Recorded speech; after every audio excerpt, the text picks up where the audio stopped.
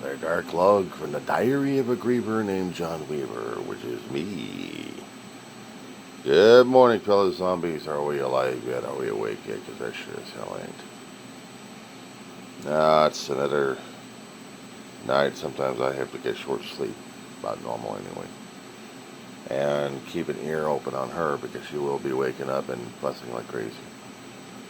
So what's happening in political news is that the gas bag went over to Vegas, not to play slots, but I guess everybody else was playing slots because they were losing to the gas bag. They attended a meeting with the guy, if I call it that. And all he's doing is going over there and bragging us about this and bragging us about that, and thinks he's a wonderful guy and he's created a military by scratch. Or he's increased the military by scratch. And he keeps saying that Iran will not have nuclear weapons. And then you hear the cat calls, actually turning a little bit of cheering, not jeering.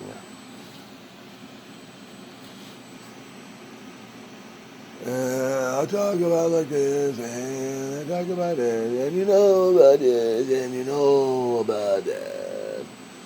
And every time I keep hearing these clips, they're being presented to the public. I'm like, great. I didn't hear the entire thing from Las Vegas. I didn't see it yet.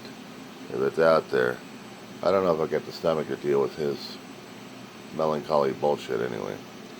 And it's bad enough I hear someone similar to him, RFK Jr., getting his ass reamed in Congress again for being a pain in the ass. And he wants to do a podcast instead of doing his fucking job.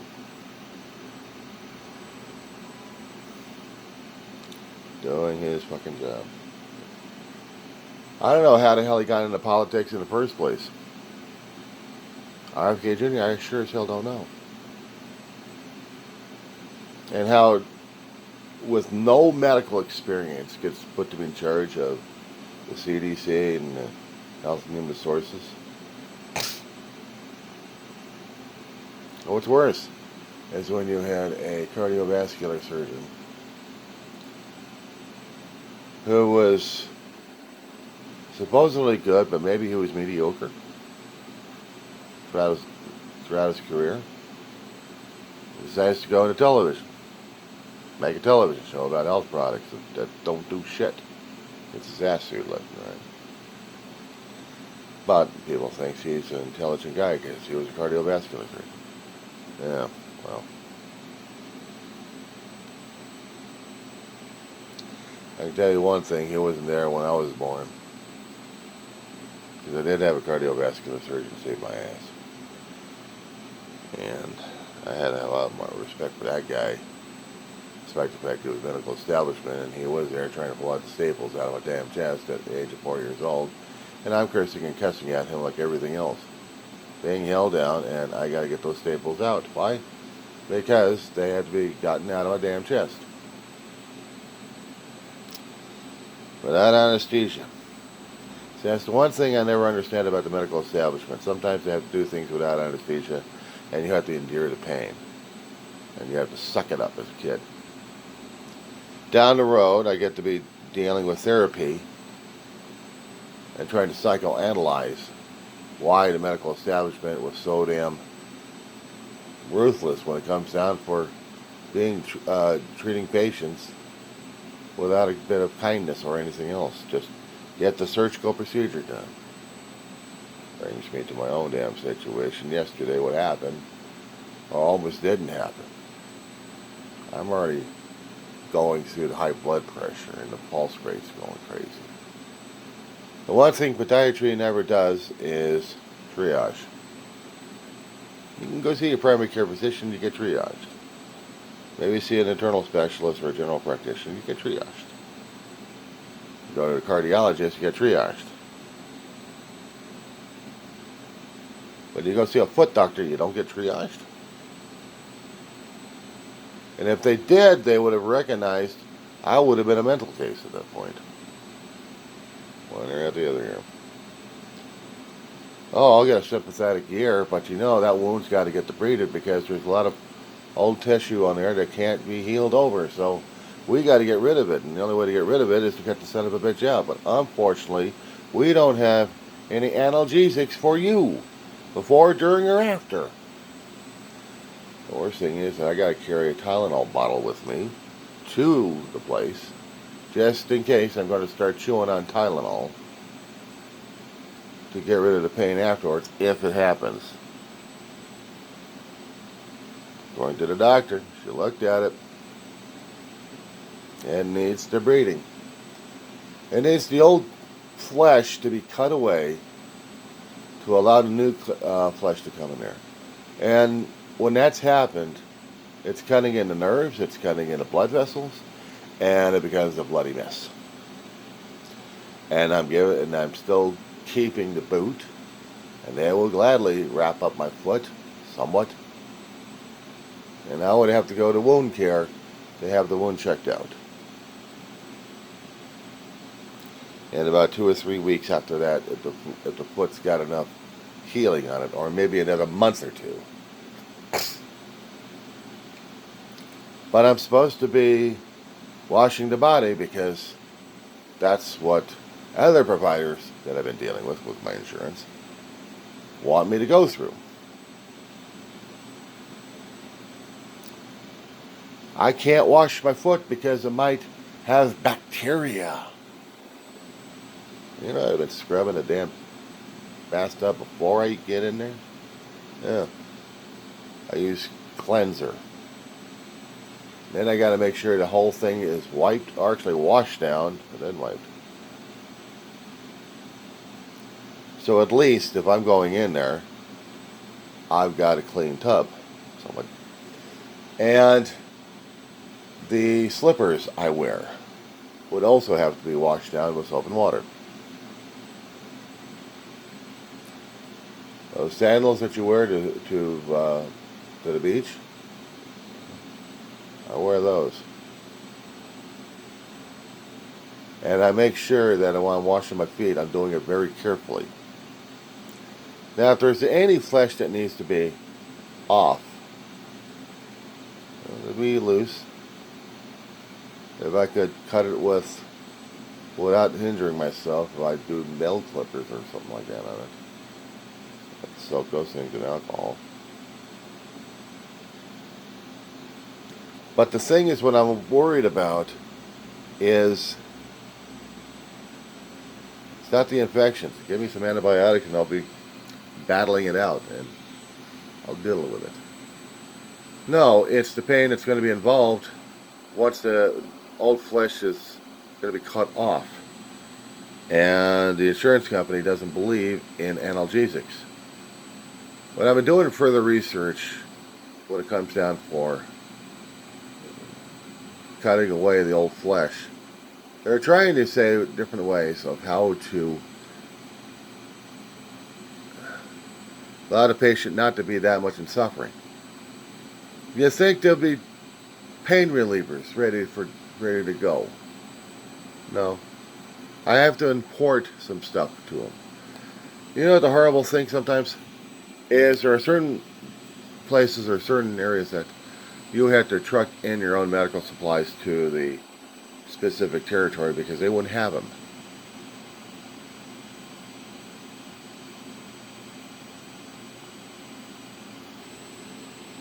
A foundation that tries to treat patients, they try to treat them as best as they can, but they smile, apologize, and then gouge you out.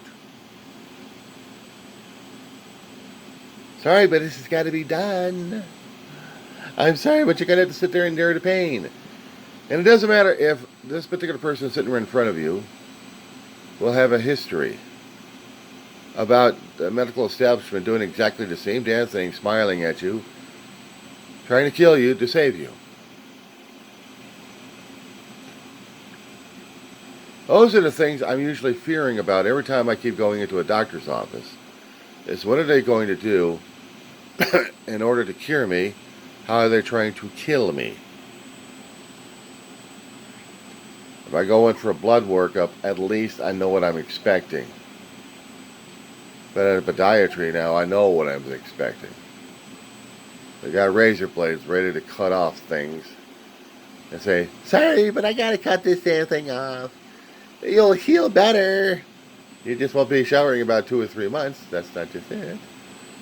Because you can't take care of yourself.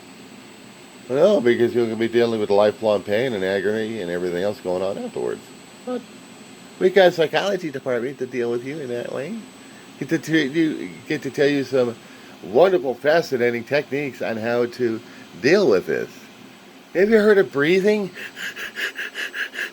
In and out. In and out. When you're a kid, growing up, you didn't have teddy bears or anything. You had to endure it. And it's still the same way as an adult.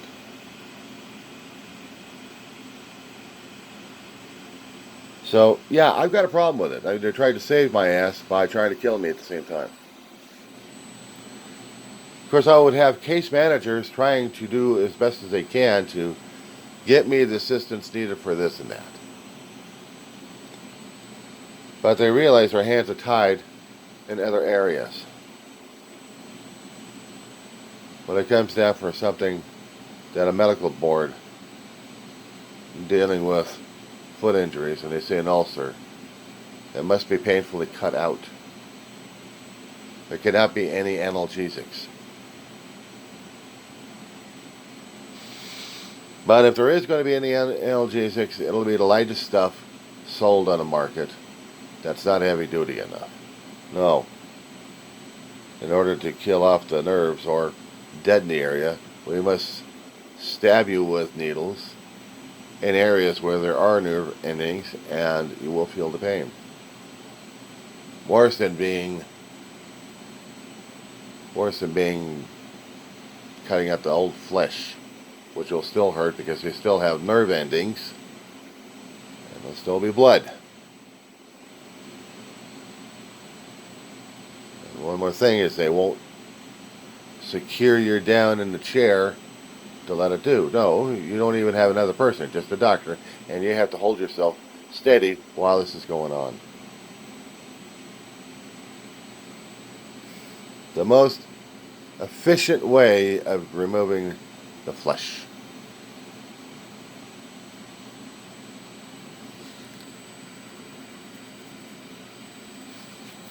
But I'm supposed to suck it up. I'm supposed to suck it up, and this is for the good of the patient. I'm supposed to suck it up.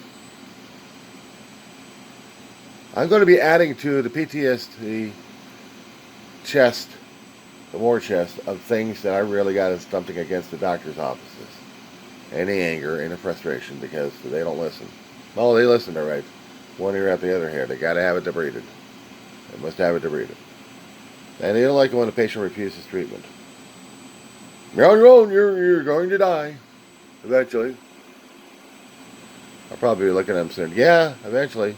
But I want to get this son of a bitch off. Well, in order to get it off, you've got to have that thing debrided, which means about 2 or 3 months of healing. Which means I want to be able to take a shower for almost a year. You want me to still live by wipes all the fucking time? You're going to warn and scare me off that I can't even use soap and water, but I'm supposed to use soap and water. But here's these plastic pieces of shit with tape to keep this area rotting away, because it won't be clean, because it's not it's not an environment clean. You'll get bacteria. Yeah, well, what's antibiotics for in the first place? No, you don't qualify for antibiotics. Okay. How about if the foot needs to be looked at by MRI or CAT scan? No, you can't have that either. It must be debrided. Of course, you may say I'm doing this thing ridiculously. I know. It was a sickly sweet and gentle and genteel way of saying you must endure the pain. Once was enough.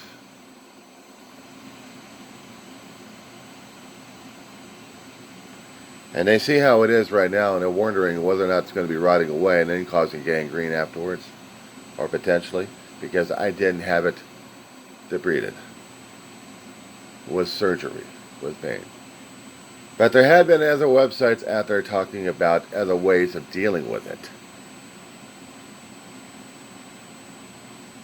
Different solutions. May take a little bit longer than they want. Or just constantly rampant every single day. In a bug-infested environment that I live right now, that can't be taken care of. Talking about things to other people about it, that they may have some kind of idea how to deal with erosion. Use boric acid. What an idea. I got a dog that's going to die from boric acid. No, I just use it in the cabinets. That's beyond the cabinets if they're in the electrical and they're also in the walls. Okay? So you can't gas bomb them, you got to fumigate the whole place. Problem is, in order to fumigate the place, you need to have the whole place tented. But it costs money. A lot of money. Property management's not going to go for it because they don't have it. They don't have the owner backing to do things like that, to take care of their apartments. And then where are the people going to be going? For a few hours. Some of them actually do have transportation. A few of us don't. They're stuck. Call this a bitch log. Call it a gripe log. People are griping about the politicians trying to kill them left and right. I had the medical establishment going to be doing that to me. Something I should have been debrided would have been considered as outpatient surgery. In a hospital, they would have at least put on analgesics. Hopefully. I know that if you got something wrong with your mouth and you're going to get some deep cleaning or something removed, they will numb it. I know that did that a long time ago. Put some banana cane, lidocaine, but flavored with banana oil, to deaden an area where a needle would have to go into to deaden the area even further. At least you won't be able to feel the needle's prick or to shove through the system of your gums. But you'll be watching it. Not me, I close my mouth on that shit. I don't want to see it. I don't want to have the fucking nightmares. But I know if my mouth goes, just goes like this, then I know they're ready for it and they do the work on it. And then hours later, I'm taking Motrin or something worse to get rid of the damn pain for a few hours at a time. Opiates. A long time ago. So I have to look at what the medical establishment has to offer. Did they change procedures? Did they think that causing pain and agony is the only way to get you through this shit? I'm 60 fucking years old. Alright? I lived a lot of my life. I avoided the medical establishment like the plague.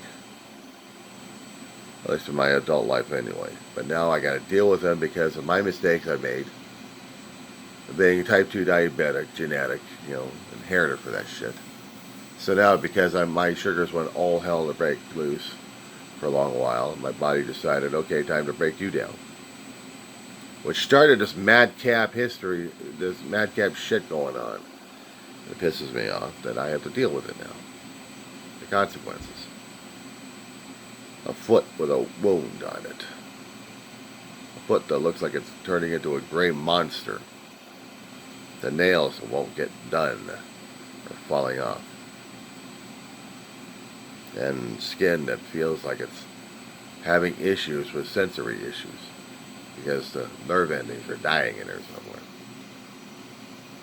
Or just turned off somehow. But in order to have some analgesic just to deal with a foot cutting in there, has to be put to sleep.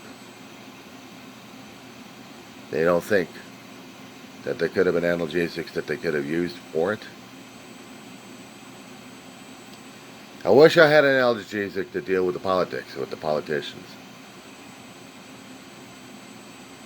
I wish I had analgesics to deal with all the rhetoric coming out of their damn mouth that we're supposed to be believing and dealing with their crap. When you got budgets that these assholes are making to cut more and more just to feed their own ass. They want to turn automotive factories into war factories like we had back in 1940s. I shit you not. There's been at least 2 or 3 automotive companies out there, the factories, have been looked over. How can they, if they're not doing so well in their sales for the cars, be turned into something useful like war? We need tanks, we need bombs, we need artillery shells. We need. But we're not supposed to put people in war, aren't we? I mean, we're not supposed to be doing war. Are we? You voted the assholes in. You think we got enough time for the midterms to get these sons of bitches out here? Because right now, Congress is ineffectual. The Republican Party don't give a shit. We had the War Powers Act that would have limited Hegseth and Trump not doing their bullshit and getting clearance through Congress. Congress doesn't want to do their job. They vetoed the damn thing. They torpedoed it in both House and Senate. This is what you voted for, assholes. Now we got to deal with it. That being said.